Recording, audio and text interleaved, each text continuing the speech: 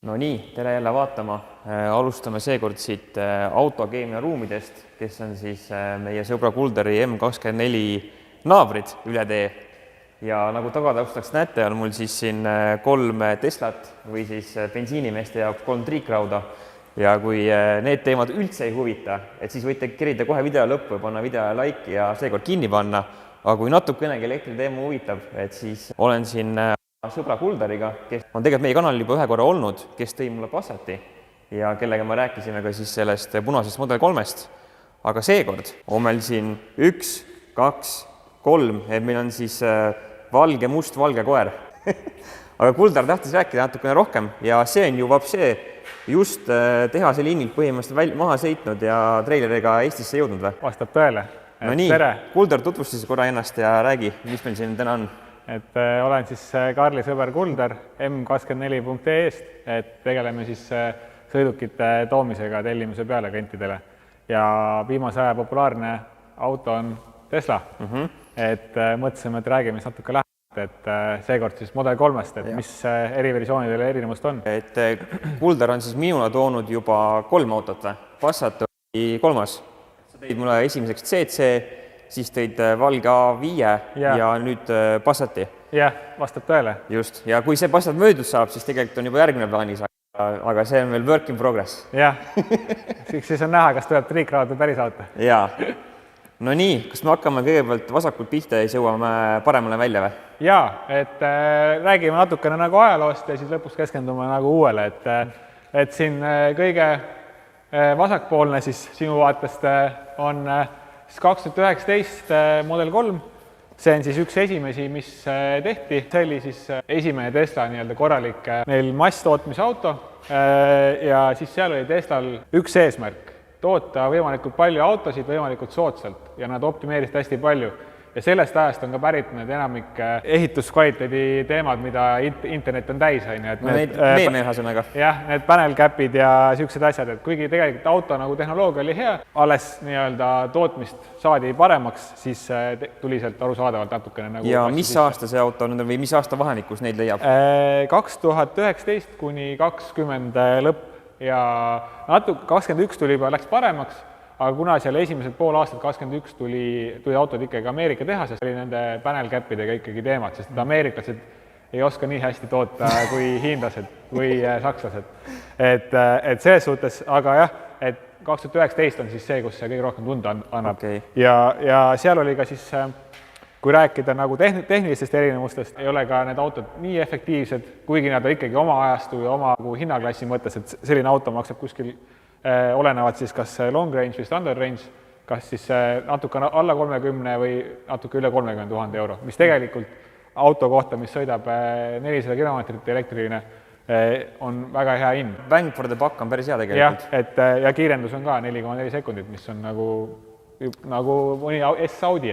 Enamikele sisepõlemismootoritele tõmbab ära, jah? Jah, täpselt, et mis siin keskel on, et see on siis, et 2021 tuli Model 3-del uuendus, see konkreetne nüüd 2022. 2021 tuli siis niisugune esimene suurem uuendus, et sellega siis täiustati koostöö kvaliteeti, materjalid läksid paremaks, uued tuled tulid, need on Matrix võimekusega, mis ei ole küll veel aktiveeritud, aga on lootus, et varsti aktiveeritakse. Tuli suure efektiivsuse muutusena, tuli soojuspump siis kütab salongi, akud, see on lihtsalt efektiivsem kui tavaline radikas.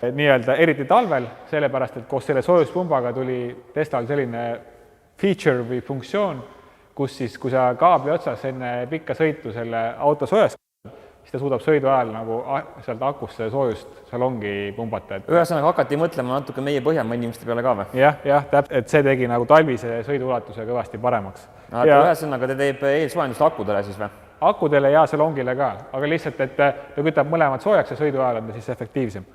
Okei, väga huvitav. Ja siis lisaks parandati müra isolatsiooni, et esimestele akendele ja esiklaasile tuli siis rahvakeeles pakettaknad, et topeltklaasid.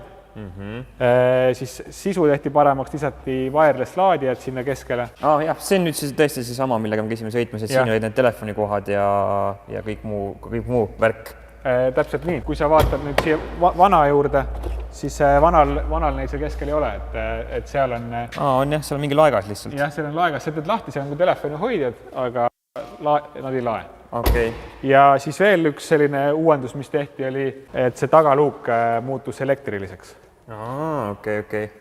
Aga see on nagu baasvarustuses siis või? Jaa, see on kõigil. Aga huvi pärast, vaata, me oleme nii harjunud nagu igapäevaselt rääkima mingi Audide ja asjade lisavarustus. Mis Teslal üldse nagu baasvarustuses veel, mida sa valida saad? No tegelikult Tesla on selles mõttes nii-öelda muutis seda filosoofiat, et kui sakslased teenivad sellega, et iga lisavarustuselement maksab sul palju ja nad teenivad sellega kasumit, siis Tesla avastas, et tegelikult on soodsam toota nagu ühesuguseid autosid, millel on kõik asjad peal, kui siis, et küsida iga lisa eest lisa. Et siis nii-öelda lisad, mida valida saad Teslat tellides, on siis esimene asi on värv, siis muidugi on aku tüüp, et kas võtad selle standard range'i või long range'i või performance'i, siis on välja suurus 18-19 tolli ja siis performance'il 20 tolli, siis saad valida sisu värvi, et kas on must sisu või valge sisu, et siin mustal on praegu meil valge sisu, teistel on must sisu ja siis said konksu juurde võtta ja konksuga on niisugune huvitav asi nüüd, et vanadel, kui sul oli tehasest konks võtmata, siis sa seda hiljem lisada ei saanud, et see on nüüd uuel suur boonus, et sellel on hiljem võimalik konksu lisada.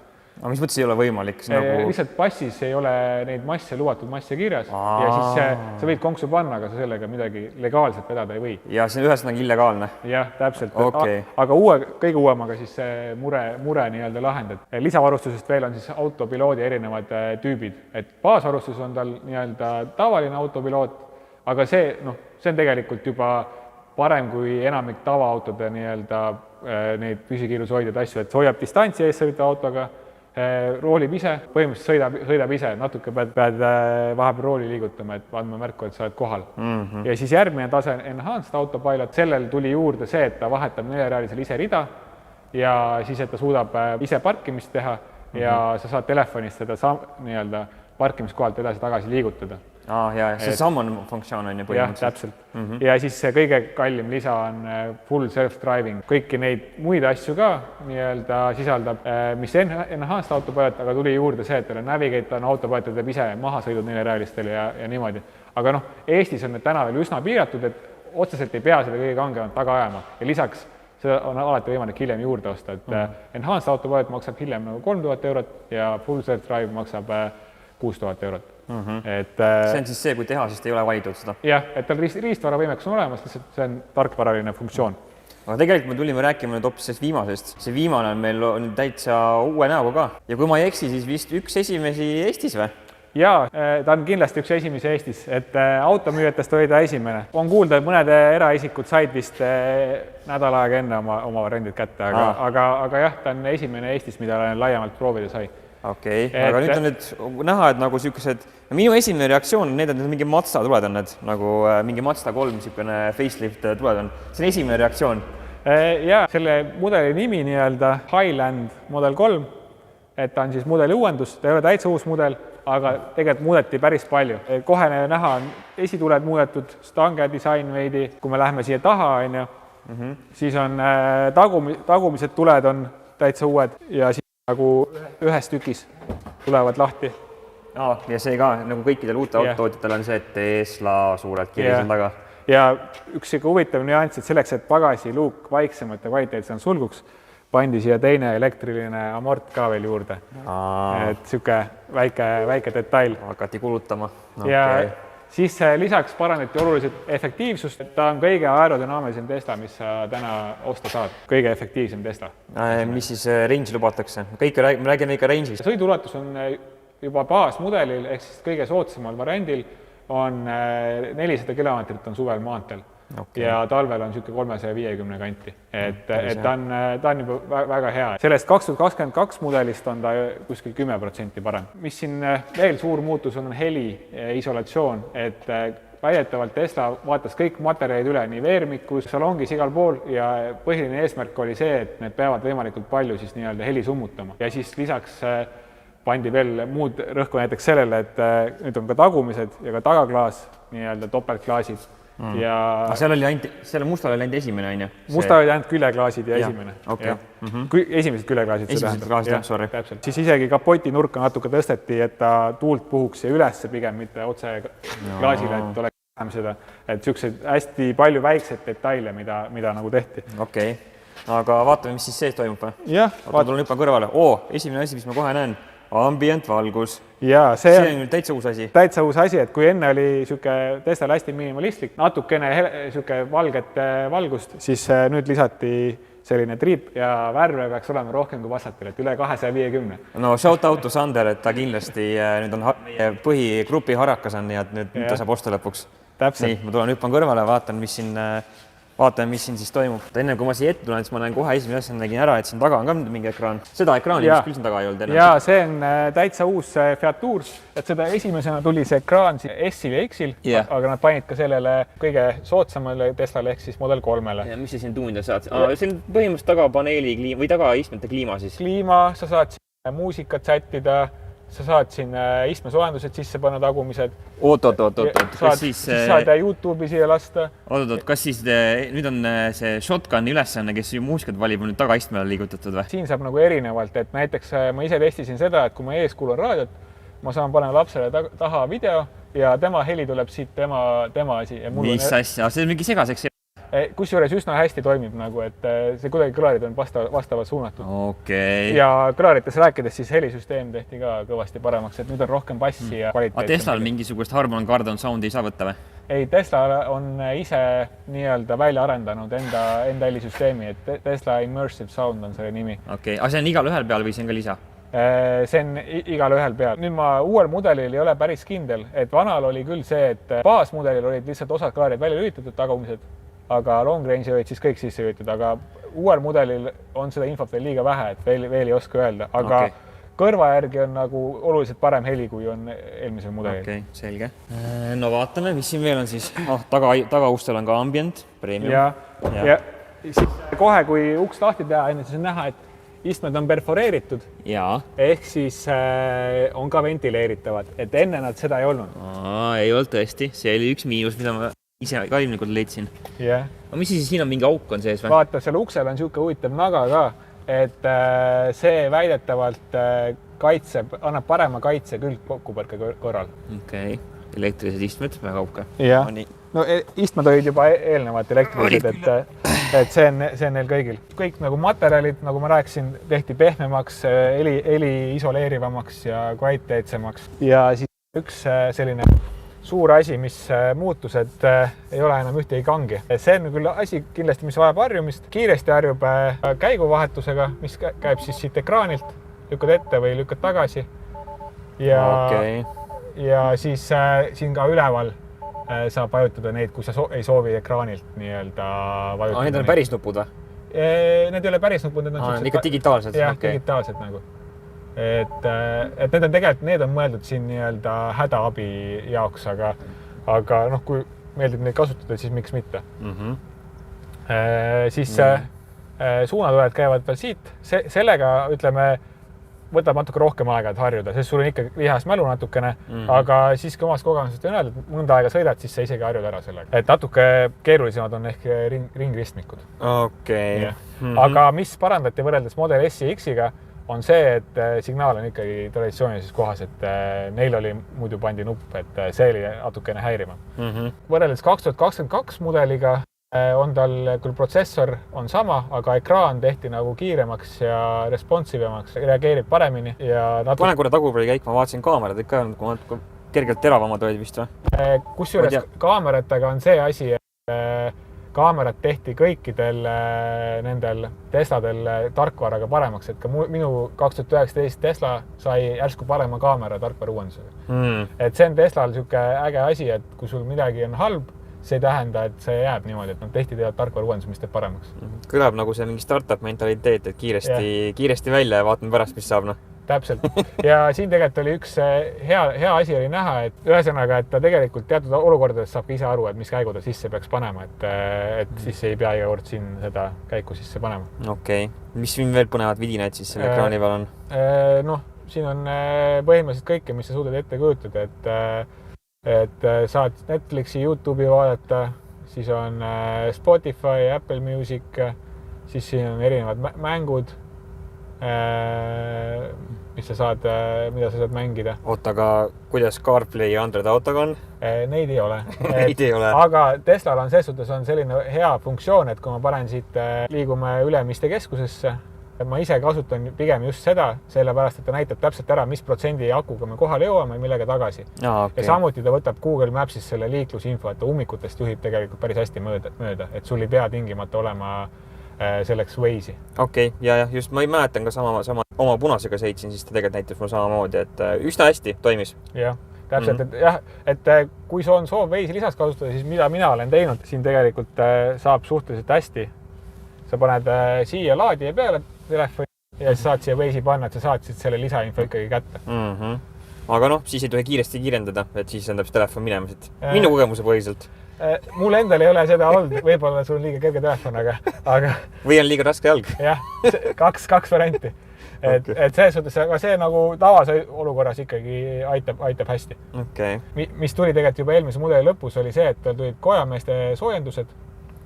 Kojameeste soojendused, see on juba mingi Mersu-klassi teema põhimõtteliselt. Jah, see on tegelikult väga kasulik lisa, et kindlasti. Talvel kipuvad need kojamehe luud jäätuma ja siis tal on seal nii-öelda, kus nad puhkeasendis on, seal all on nagu selline soojendustraat ja siis ta sulatab selle jää sealt ära, mis sinna tekib. Okei, väga mugav. Jah, see on tõesti väga mugav. Kui nüüd kõik hakkas meeldima, siis põhimõtteliselt tegelikult saab sinuga ühendust võtta ja selle auto ära osta või? Jah, see konkreetne auto on müügis, seda saab ka tulla proovima ja saame tuua ka tellimuse peale uue Tesla. Et kui sa näiteks värvi meeldi? Ja värvi meeldi või tahad teist konfiguratsiooni, et saab tuua, et miks tellida meilt, mitte otse, et esiteks vahendustasu on väike, et kohe välja ostad alates 595 pluss käiemaks, aga põhiline on see, et osta otse liisingusse saab võtta kasutusrenti. Et näiteks täna on soodsad intressid ka. Swedbankil on kampaania selle aasta lõpuni, et on 0% pluss Euribor on 2 aastat ja siis edasi on 1,49% pluss Euribor. Ja SEB pangas on algusest peale siis 1,45% pluss Euribor. Et veel täiendav boonus nii-öelda, veel kestab see KIK-i toetus, et kui osta uus elektriauto, siis on 4000 eurot on ostutoetus. Ja tegelikult, kui sa ei viitsi tegeleda ka oma vana auto müügiga, siis sellega saad kaabiks olla. Jah, täpselt, et saame komisjoni müüki pakkuda ja või siis võtta sissemaksud. Mõlemal vändil on plussid miinused, et erinevad kliendid kasutavad erinevad variante. Absoluutselt, mis paremini sobib. Ja praegune tarneaeg Teslal on kuskil 2-6 nädalat, et olenevalt konfiguratsioonist. Päris kiiresti tegelikult. Et see ei jõua isegi selle mõttega ära harjuda, et saad uue auto, kui sa juba kohale põhimõtteliselt. Ja, täpselt. Et meil on ka otsekontakt Hollandi jaotuskeskusega, et siis natuke saab kiiremini kui nii-öelda otse tellida. Et see on ka meie nii-öelda väike lisandväärtus. Okei. Oota, aga enne me vaatasime neid värve ka näiteks, siis see kõvasti siin reklaamis, et rohkem värve Passatil, aga siin sa saad siin on see spekter nagu, jah? Jah, et sa saad või valida siit endale meelepärase. Mitte ei saa lohistada, vaid ma pean vajutama. Ma hakkasin lohistama, aga lohistada saab ka. No on tõesti sinine. Väga uhke, ma ütleks selle peale. See on ikkagi põhivarustus, mida ma üldse auto puhul pean vaatama, on see, et kui palju erinevad värve saab panna ambienti. See on kõige olulisem asi üldse siin. Minu mõelest küll.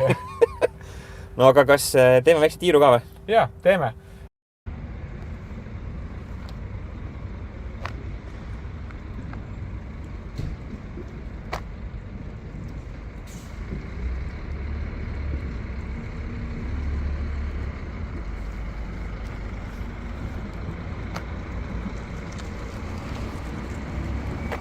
No, teeme väikse tiiru ka või? No lähme, tule proovi ise ka. No ma proovin. No vaatame, mis siin siis see elektrieru on. Ma proovin siis sõita ja ma annan kuuldarile siis operaatori töö seekord ümber. No vaatame, loodetavasti saan hakkama. No mis siin ikka on? Panin lainurga peale, siis saab natuke rohkem nägusi peale. Yeah. Oota, katuseluuki siin, see ei ole, siis et teil on klaasist, on ju? Jaa, see on panoraamkatus. Okei. Oota, ühtegi nuppu ei ole. Nii, siis oli nüüd, sa pidid siit midagi lohistama.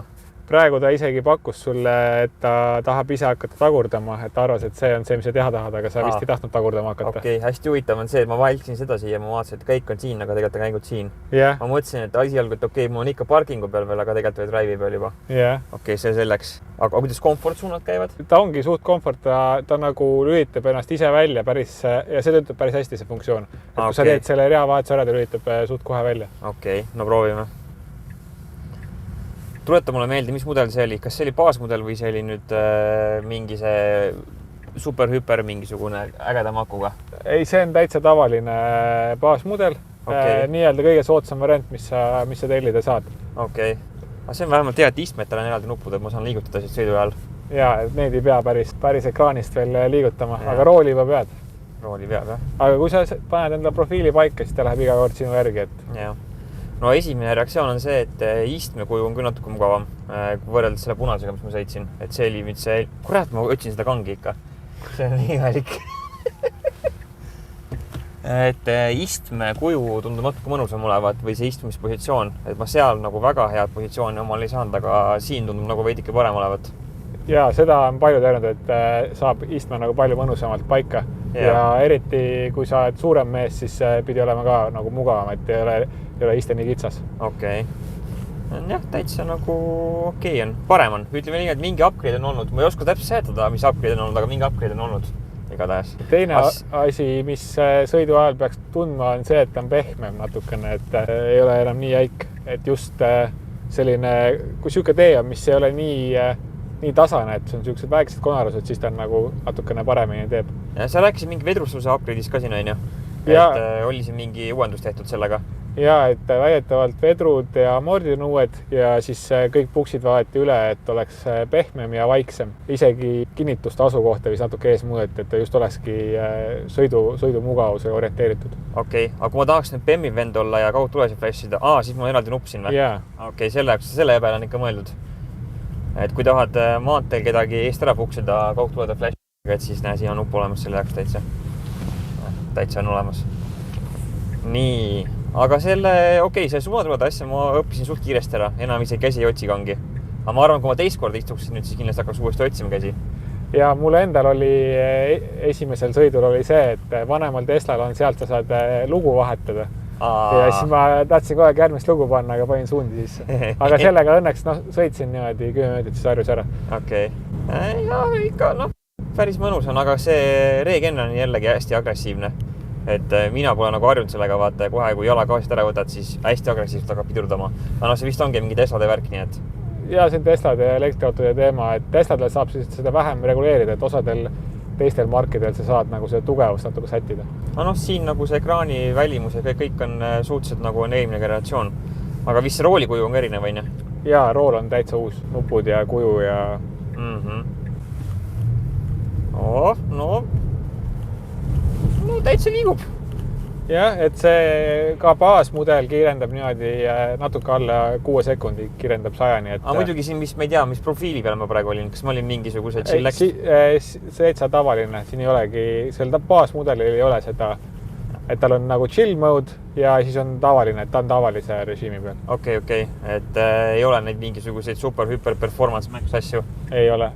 Performance mudelil tulevad need režiimid juurde. Okei. Et seal on drag strip mode ja track mode ja... Ja, ma mäletan. Et see on siis, kui tahad päriselt kiire autoga sõita, mitte kupeega, et siis tuleb performance võtta. See on debatable. Let's agree to disagree siin kohal. Okei. Päris mõnus on, hea. Tunda, et on upgrade olnud just istme ja istumispositsiooni koha pealt. Mugavam olla siin autos kindlasti. Ja seda toovad paljud välja ise ka nõustun sellega. Aga see on kindlasti üliharjumatu. Aga see on kõikide mudel 3 puhul, et spidomeetrit ei ole siin. Et mina kui vana sisepõlemismootori mees, et siis see on veel natukene harjumatu, ütleme ausalt. Jah, kusjuures kui ma endale Model 3 ostsin, siis see oli mul asi, mida ma kartsin natuke, et ei harju ära. Aga see niimoodi päevakese sõitsid, siis see juba tegelikult automaatselt hakkasid siia vaatama, et tal on üsna ikkagi siin ääre kiirus, et see teeb selle kergemaks. Nii, nüüd vajutasin siia, on pargitud kõik või? Nüüd põhimõtteliselt võin autost välja astuda ja on asi korras. Täpselt ja tegelikult sa isegi ei pea seda parki vajutama, et kui sa võtad turvavöö ära ja lähed välja, siis ta paneb ise ka pargi peale. Okei. Aga see auto on sul tegelikult siis praegu ju testimiseks pakkuda. Et otsige, ma panen Kulderi numbri alla, helistage talle ja küsige, et kuulge, kas Model 3 saab sõita. Ja siis Kulder ütleb, et millal saab, kuhu tulema peab ja igaüks, kes siis on huviline, saab ju selle ära proovida, selle elektrielu ise. Vastab tõele ja saab vanaga võrrelda ka, et meil vana on ka koha peal olemas, nii et nagu enne nägime. Just, et siis saab ka ju teha nii vana või uuega ja mõlemad on koha peal saada ka. Jah, täpselt nii. No kuule, aga ideaalne. Siis oleme ju rääkinud ja proovinud ja aitäh sulle, et andsid võimaluse proovida. Aitäh sulle, et läbi tulid. No ikka, davai, teeme nii, näeme järgmine kord. Tšau.